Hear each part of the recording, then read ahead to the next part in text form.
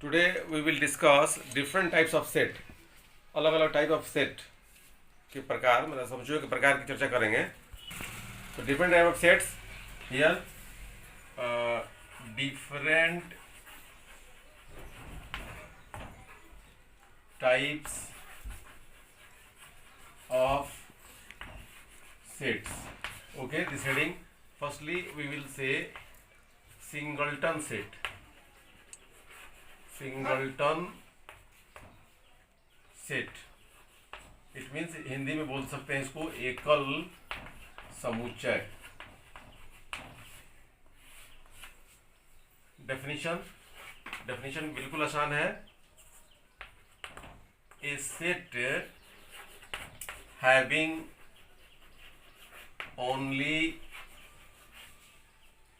one element is called a singleton set. Okay, examples. Suppose that if I am writing here 0, it is a singleton set. If we write 5, तो this is singleton set. One element है, इसमें भी one element है. इस element को हम लोग 5 कहते हैं. अभी इसको हम डिफाइन करेंगे, तुरंत डिफाइन किया जाएगा. इसके बाद अगर ऐसे लिख दिया जाए x such that x minus 3 equal to 0, तो this is also a singleton set. This means here the value of x is 3. तो this set has one element. इस सेट में वन एलिमेंट है, इसलिए ये भी एक सिंगलटन सेट हुआ. ओके. Empty set. अब सेकंड जो डिफाइन हम करने जा रहे हैं, एम्प्टी, EMPTY. एम्प्टी सेट कह सकते हैं, या इसका दूसरा नाम नल सेट भी कह सकते हैं. Null set.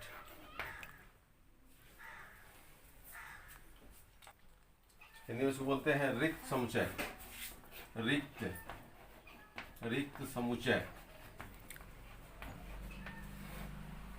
बिल्कुल इजी डिफिनेशन है. A set having no element is called an empty set. लिख सकते हैं डेफिनेशन में जिस सेट में एक भी अवयव नहीं हो, एक भी एलिमेंट नहीं हो, उसको सिर्फ एम्प्टी सेट कहते हैं, रिक्त समुच्चय कहते हैं. A set having no element is called an empty set or null set. A null sorry, I have written NU. तो इसको बोलते हैं an empty set और null set. तो सेट में जिसमें एक भी एलिमेंट नहीं हो. एग्जांपल,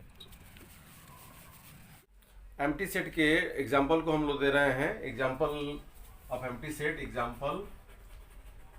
एग्जाम्पल्स की बात चल रही है एम्प्टी सेट का. तो क्या एग्जाम्पल दे सकते हैं?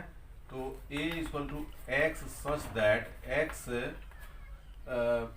Is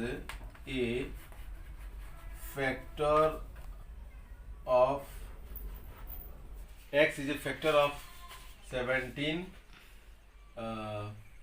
which is even. तो this means it is an empty set because 17 का दो ही फैक्टर होता है, 1 और 17, और कोई भी 1 और 17 में से कोई इवन नहीं है, इसलिए एक भी इसमें एलिमेंट नहीं हुआ. So this is an empty set. और भी एग्जाम्पल दे सकते हैं. b is equal to x such that x. तो एम्प्टी सेट के डेफिनेशन देते समय b में हम क्या बोल सकते हैं? x सच दैट x ऐसा है कि x is an immortal man. This means x एक अमरणशील आदमी है. ऐसा कोई आदमी नहीं है जो मरने वाला नहीं है, सबको मरना है. So there is no element in this set, so it is an empty set. और भी एग्जांपल दे सकते हैं. तो दैट्स ऑल. सोचा जा सकता है बाद में ऐसे बोलने के लिए और भी बोल सकते हैं कि x such that x is a man with 3 eyes. तो 3 आइज के मैन नहीं होते हैं, सो it is an empty set. Next kind की बात कर रहे हैं. नेक्स्ट काइंड मतलब थर्ड काइंड अगर हम चाहते हैं बताना तो पेयर सेट। पेयर सेट भी एक सेट हो सकता है, सेट का नाम है, इसको बोलते हैं हम लोग युग्म समुच्चय। युग्म समुच्चय। तो इसका डेफिनेशन कैसे हो सकता है? तो पेयर सेट युग्म समुच्चय is a set having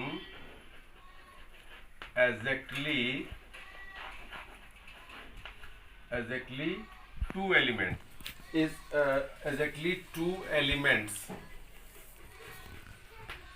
okay, is called, ये कहलाता है a pair of set, okay. इस डेफिनेशन में अगर एग्जांपल देना चाहते हैं एग्जांपल, तो एग्जांपल्स में हम लिख सकते हैं सपोज एस, अगर हम कुछ नाम दे सकते हैं any name, suppose I am writing the name A equal to 1 2, ये 2 एलिमेंट्स है, इस पेयर ऑफ सेट है। ऐसे भी और दे सकते हैं x such that x is a factor, factor लिखा हुआ है, फैक्टर ऑफ 2।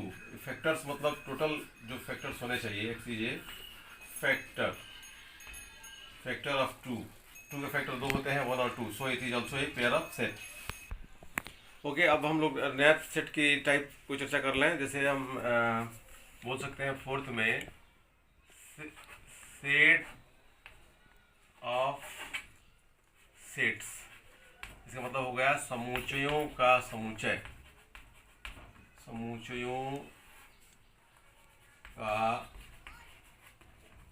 समुच्चय। ये थोड़ा सा ध्यान देने की जरूरत है इसमें डेफिनेशन में। इसका डेफिनेशन होगा a set whose all elements are also a set, are also sets, is called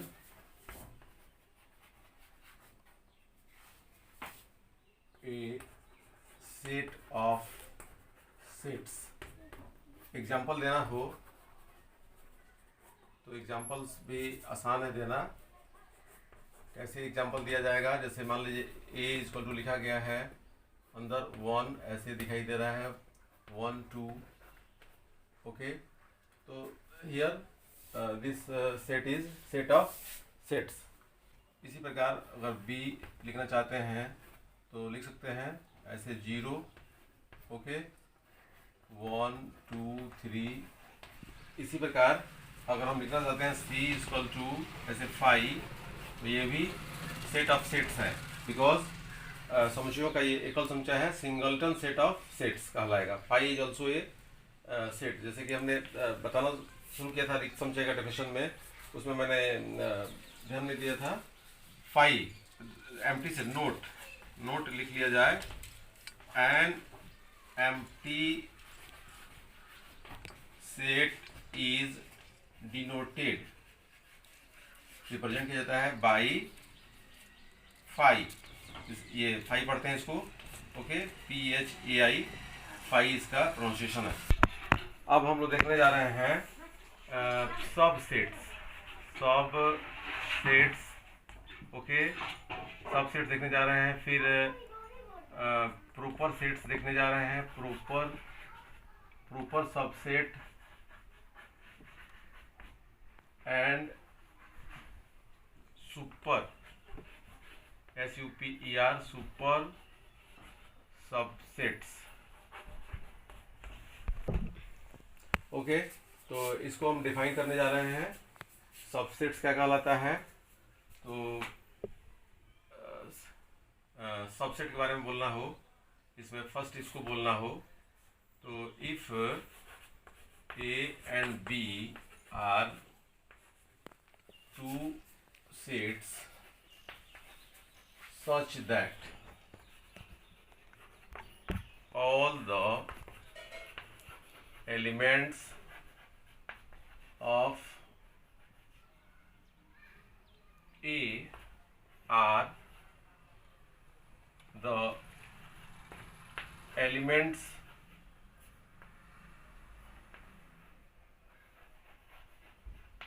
of B, then A is called the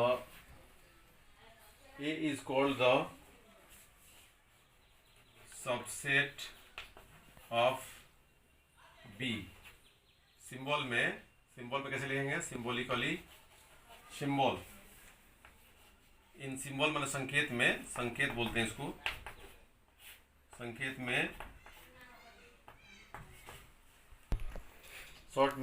में इसको लिख सकते हैं A is subset of B, इसको बोलते हैं A is subset of B। ऐसे बनाया गया है, तो फिर से बना के दिखा देते हैं। ऐसे लंबा बनाना है, ऐसे लाइन खींच देना है, A is subset of B। और इस तरह से प्रॉपर सबसेट की बात की जाए तो if A is subset of B and there is an element in B which is not present in A, then what we will say? We will say that A is proper subset of B। जैसे कि मैंने बता दिया है proper subset क्या होता है, उचित उपसमुच्चय इसको हिंदी में बोलते हैं।